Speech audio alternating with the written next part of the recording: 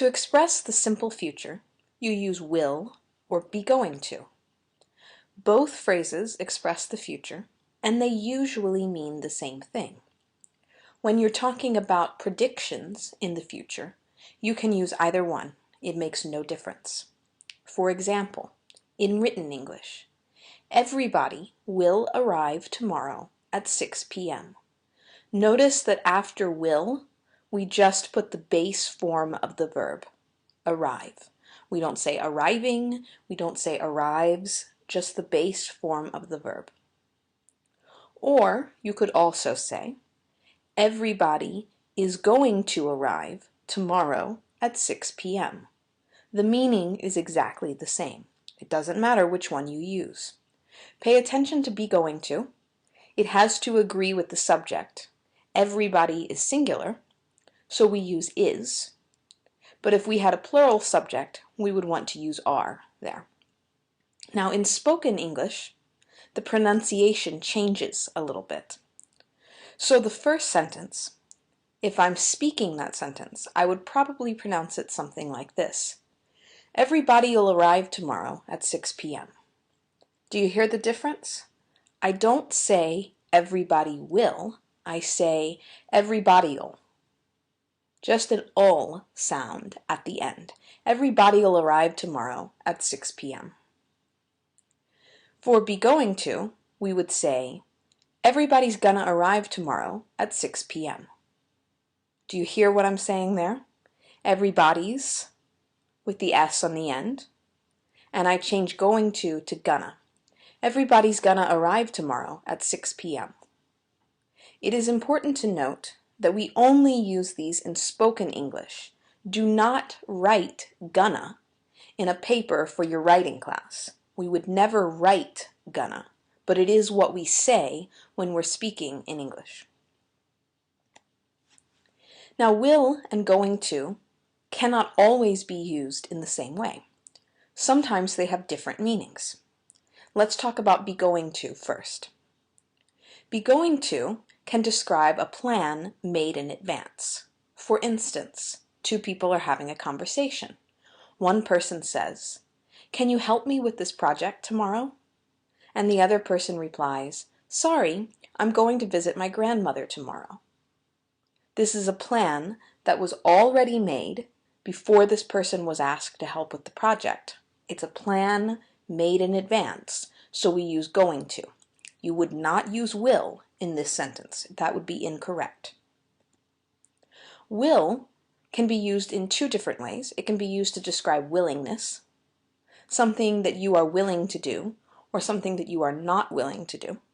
Or it can describe a plan made at the moment that the speaker is speaking. So not a plan made in advance, but a plan made suddenly.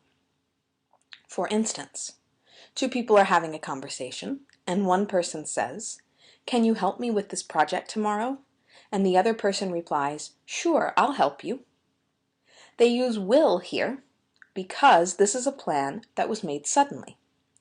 Before this conversation began, this person had no intention of working on a project tomorrow. This was a plan made at the moment that the speaker began speaking. Another example. Ashley won't tell me my grade on the quiz. We use will not because we're talking about the future. This sentence, in fact, has nothing to do with the future. We use will here because we're talking about willingness. Ashley is not willing to tell me my grade. She doesn't want to tell me my grade. So we say, she will not tell me my grade. Please remember that this is willingness. This really has nothing to do with the future. Also remember, when you combine will and not, the contraction is won't. Ashley won't tell me my grade on the quiz. Now it's your turn. Read the sentences and decide whether you should use will or going to. You may need to use will not or not going to.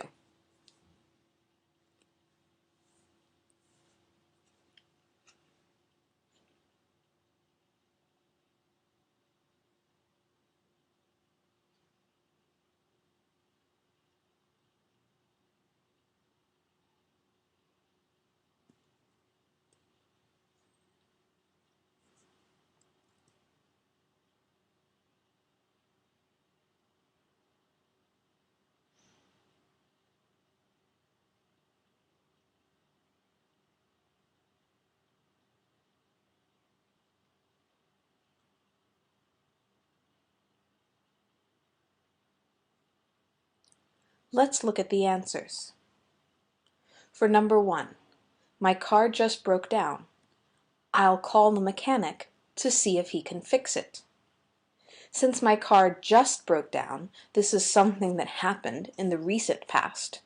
So that means I made this decision suddenly. I did not make this plan in advance because I didn't know that my car was going to break down. So I need will. Do you and Sandra have tickets for any of the baseball games this season? Yes. We're going to go to the game tomorrow night. We use going to because we can assume that this is a plan that the speaker and Sandra made in advance. They already bought the tickets for the baseball games, so they've already planned to go to the game tomorrow night. Number 3, my son won't tell me where he hid the car keys. I need to find them soon. This is a case of willingness. It has nothing to do with the future. This woman is looking for her car keys. Her son knows where they are, but he is not willing to tell her where the car keys are. So we say, he won't tell me. And number 4, I am going to study for our grammar test. Do you want to join me? We can assume that this is a plan made in advance. That's why I'm asking someone else to join me, because I've already planned to begin studying for the test. So we want to use going to.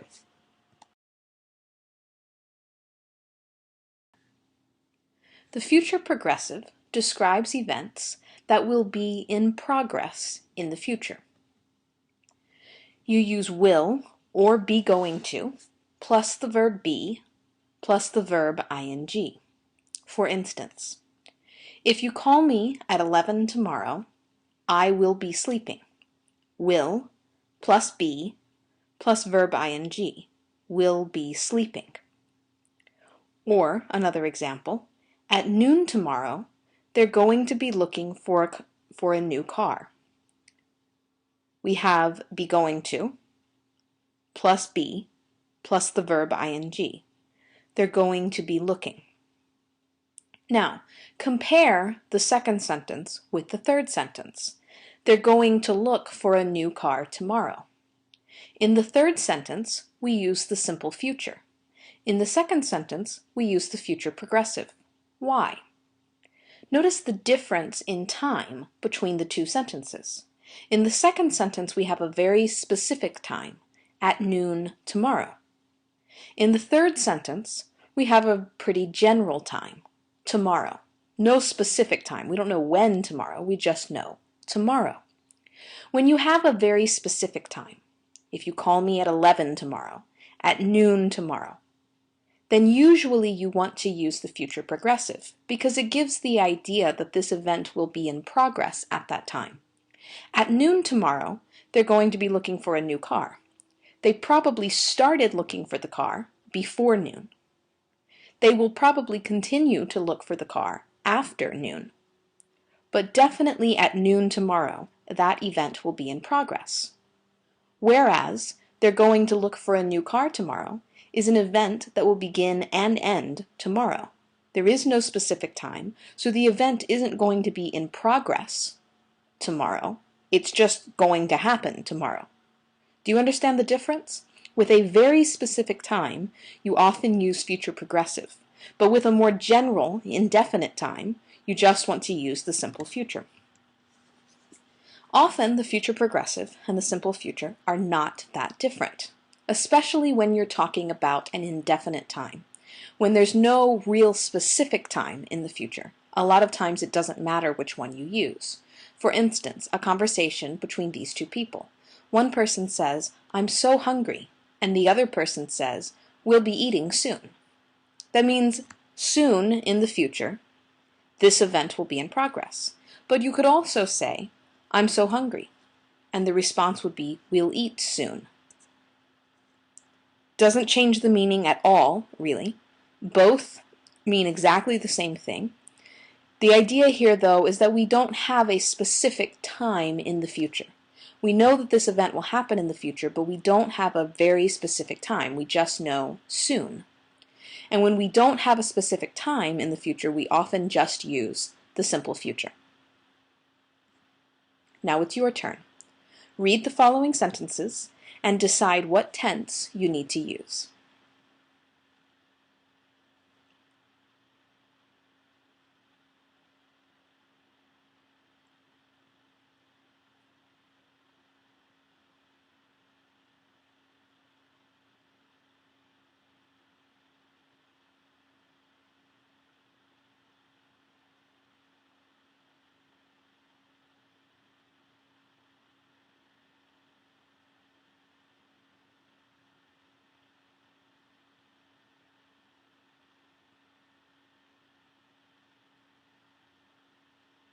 Let's look at the answers. For the first one, Nick and Jess, we could say will be driving, or we could say are going to be driving.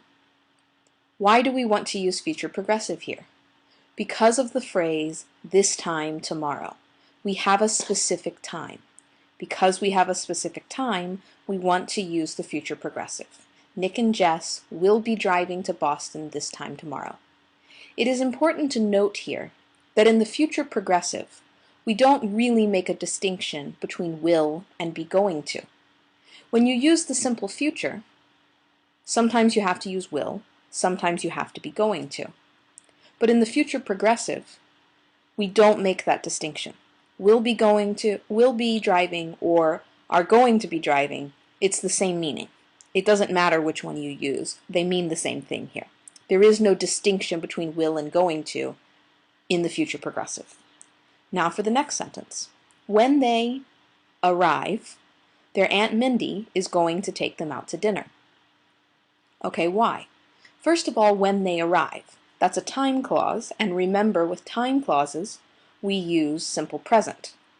So we want to use arrive. In the second part of the sentence, the main clause, their Aunt Mindy is going to take them out to dinner. Simple future. Why? Because we don't have a specific time here. Now this is a plan made in advance, we can assume, so we want to use going to and not will, because this is not a plan made at the last minute. But it's also not at a specific time, so there's no reason to use the future progressive. And finally, I wouldn't try calling them this weekend. They will be spending, or they are going to be spending, or they are going to spend all their time with their family. So there are many possibilities for this one.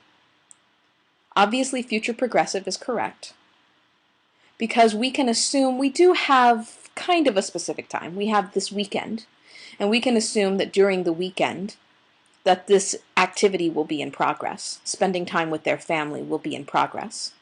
But because it's not such a specific time, this weekend, then we would probably just use the simple future. They are going to spend all their time with their family.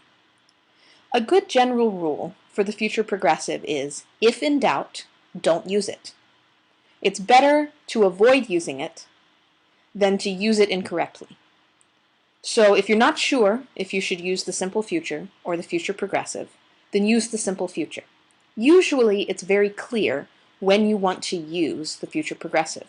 If it's not very clear, then probably the simple future will work. It's probably okay. So like I said, if you're not sure, guess the simple future and you're more likely to be right.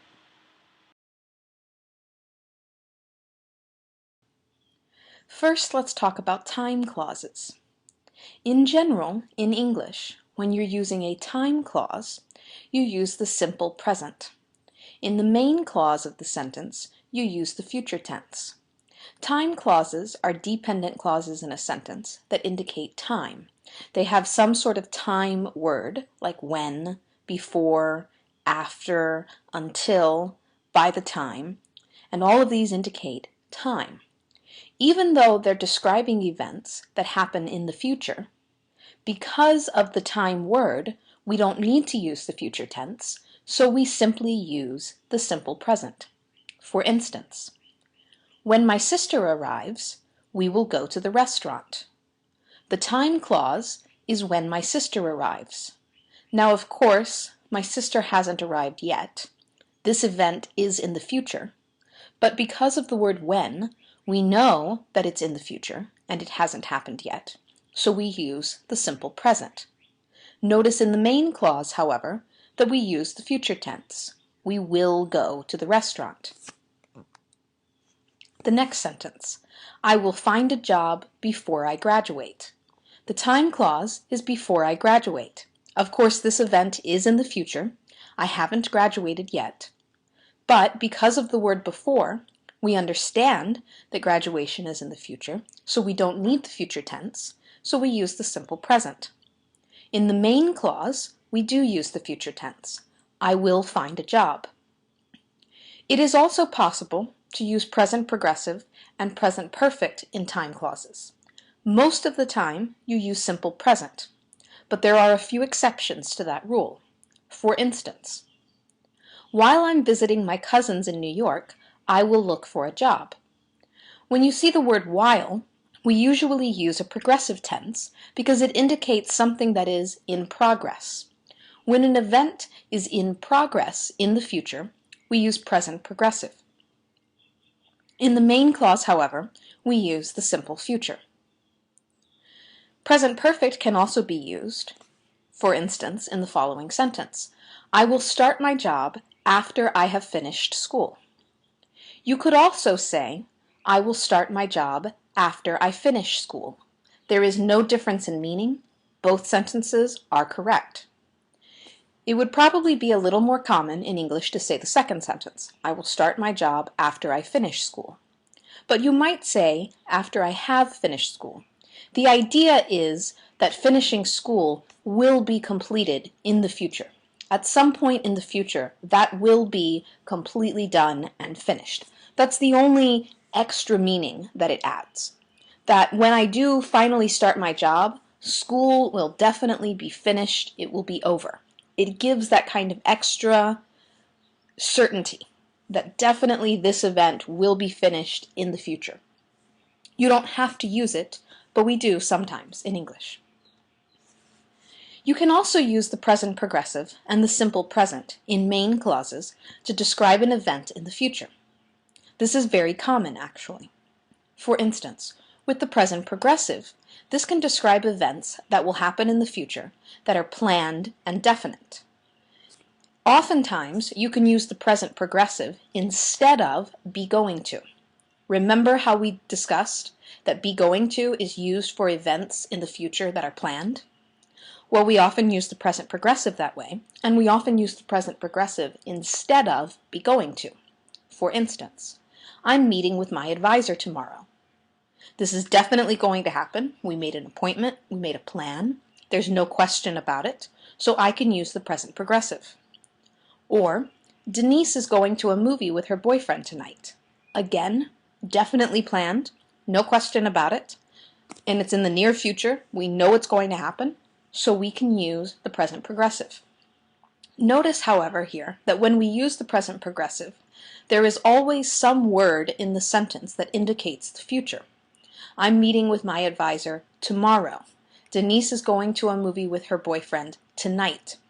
If you are going to use the present progressive to express an event in the future, then you must have some kind of future word in the sentence that tells us the time that the event is happening, so that we know from context that it's in the future.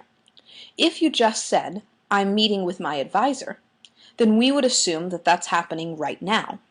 So if you want to indicate that I'm meeting with my advisor means in the future, then you have to say that it's in the future. You have to say tomorrow, or next Tuesday, or 1 month from now, whenever it is. You have to give us the future time.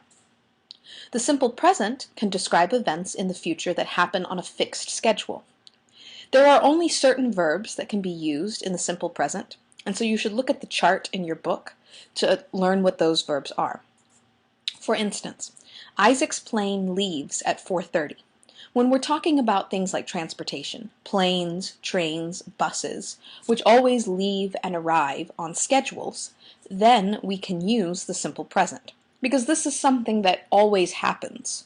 There's probably always a plane that leaves around 4:30 every Tuesday, for instance. So it's fair to say Isaac's plane leaves at 4:30. We could also say school ends May 17th. School has a fixed beginning date and ending date, so we can use the simple present. These are things that are on a schedule.